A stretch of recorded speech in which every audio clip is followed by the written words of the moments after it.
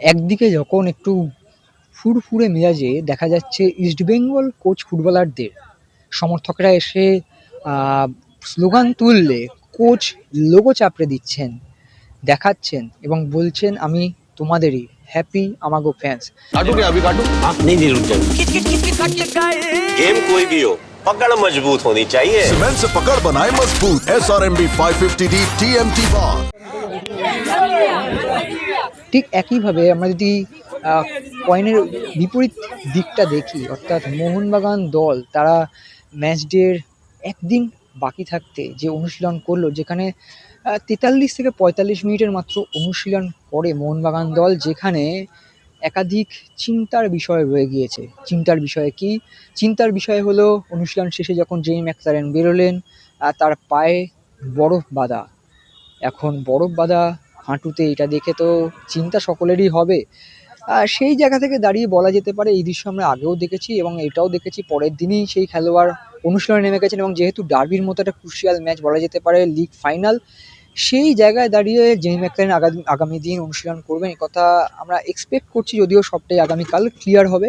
তবে আজ যা দেখা গেল সেটা হচ্ছে যে পায়ে একটা বরফ বাঁধা ছিল, সাধারণত রিল্যাক্সেশনের জন্য, কারণ সময়টা কম, পরপর ম্যাচ এবং ডার্বির মতো একটা হাই ইন্টেন্সিটির ম্যাচ, সেই জায়গায় দাঁড়িয়ে কিন্তু ওই পায়ের মাসেল যাতে স্ট্রেন না হয়, মাসেলে যাতে সংকোচন প্রসারণটা ঠিকঠাক হয়, সেই জন্য এই বরফ বাঁধা।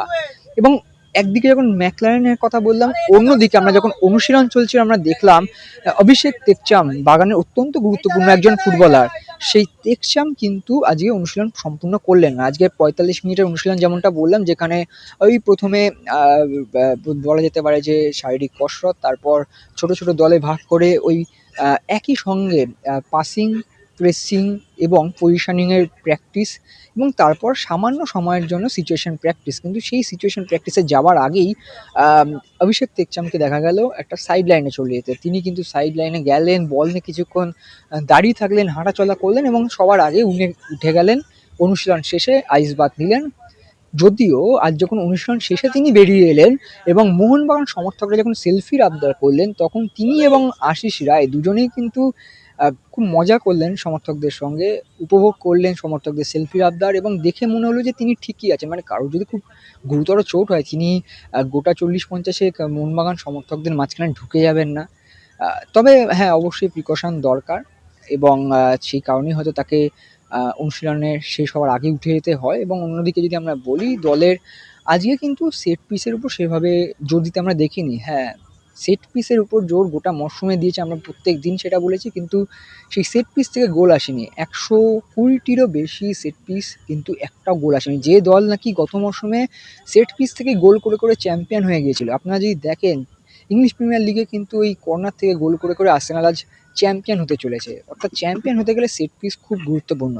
সেই সেট পিসে নজর দিতে দিতে বিভিন্ন রকমের কম্বিনেশন ক্রিয়েট করতে করতে কোথাও গিয়ে হয়তো মোহনবাগান কোচের মনে হয়েছে যে নতুন কিছু ট্রাই করার নেই, যেটা আছে সেটাই খেলোয়াড়দের নিজেদেরকেই এবারে ইমপ্লিমেন্ট করতে হবে মাঠে। এবং একদিকে যখন ইস্টবেঙ্গল দল তারা ১.৫ ঘন্টার মতো অনুশীলন করলো, তখন মোহনবাগান দল ৪৫ মিনিট অনুশীলন করেই উঠে গেল।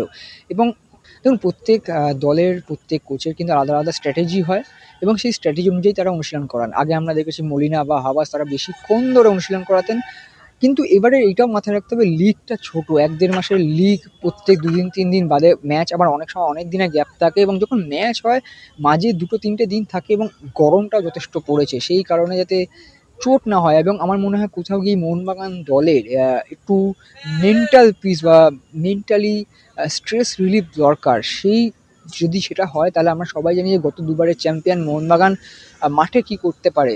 বেস্ট বেস্ট ফুটবলার তাদের হাতে রয়েছে, দেশি বিদেশি ফুটবলাররা।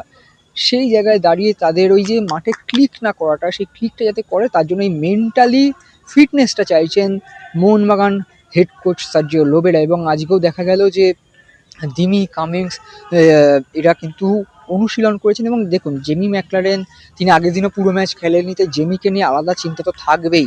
এবং আজকে আমরা দিমিকেও দেখলাম অনুশীলন শেষে এক খুদে সমর্থকের হাত থেকে যখন একটি ছবি এবং কপি মাগ উপহার পেলেন, তিনি বলছিলেন যে বড় হয়ে কি ফুটবলার হতে চাও। তো এই সকল বিষয় রয়েছে। আজকে প্রচুর সেলফির আবদার ছিল মোহনবাগান সমর্থকদের তরফ থেকে এবং অবশ্যই ডার্বি জয়ের আবদার, এবং ডার্বি জয়ের আবদারে তারাও কিন্তু ওই থামস আপটা করে গিয়েছেন। কোচ তিনিও জানিয়ে গিয়েছেন, ফিটনেস কোচ তিনিও বলে গেলেন যে all good, everybody is fit. অর্থাৎ যে চোট আঘাতের সামান্যতম আমরা দৃশ্য দেখেছি সেটা কোথাও গিয়ে হয়তো খুব গুরুতর নয়। আগামীকাল ম্যাচ ডে -1 আপনাদের অবশ্যই আপডেট জানাবো। তবে সব মিলে যদি বলা যায় যে থমথমে পরিবেশ বা একটু সিরিয়াস পরিবেশ থাকলেও এটা কিন্তু কার্যত সাপে বড় হতে পারে মোহনবাগান দলের জন্য, কারণ গত দুবারের চ্যাম্পিয়ন তারা যদি জিনিসটা হালকাভাবে নেয় অবশ্যই কিন্তু মনোসংযোগ ব্যাঘাত হতে পারে ডার্বিতে। ডার্বি 50-50, সেই জায়গায় যদি সিরিয়াসলি ফুটবলাররা একদম ফোকাসড রাখে সেই জায়গা থেকে কিন্তু মনে হয় ভালোই হতে পারে মোহনবাগান ফুটবলারদের। সেই কারণেই দেখা গেল আজ কোচ ফুটবলারদের যথেষ্ট সিরিয়াস থাকতে। বাকি কি আপডেট রয়েছে সেটা জানার জন্য স্টার বাংলার ফেসবুক ইউটিউব চ্যানেল আপনারা ফলো সাবস্ক্রাইব করুন। তার কারণ আগামীকাল ম্যাচ ডে -1 বলা যেতে পারে আইএসএল ফাইনালের আগের দিন। আইএসএল ফাইনাল বলছি, একটা লিগ ফরম্যাটের ফাইনাল বলছি, তার কারণ সিচুয়েশনটাও একই রকম। এবং আমরা যে খবর পেয়েছি যে একই পয়েন্ট নিয়ে শেষ করে দুটি দল আগে দেখা হবে হেড টু হেড, তারপর গোল ডিফারেন্স। তো এই ম্যাচটা যে জিততে চাইবে মোহনবাগান কথা বলাই যায়, কারণ গোল ডিফারেন্সের ব্যাপারও যদি আসে ইস্টবেঙ্গল 5 গোলে এগিয়ে রয়েছে। সব মিলিয়ে সিরিয়াস মোহনবাগানের এখন একটাই মন্ত্র, মাঠেই জবাব দেব। extra time.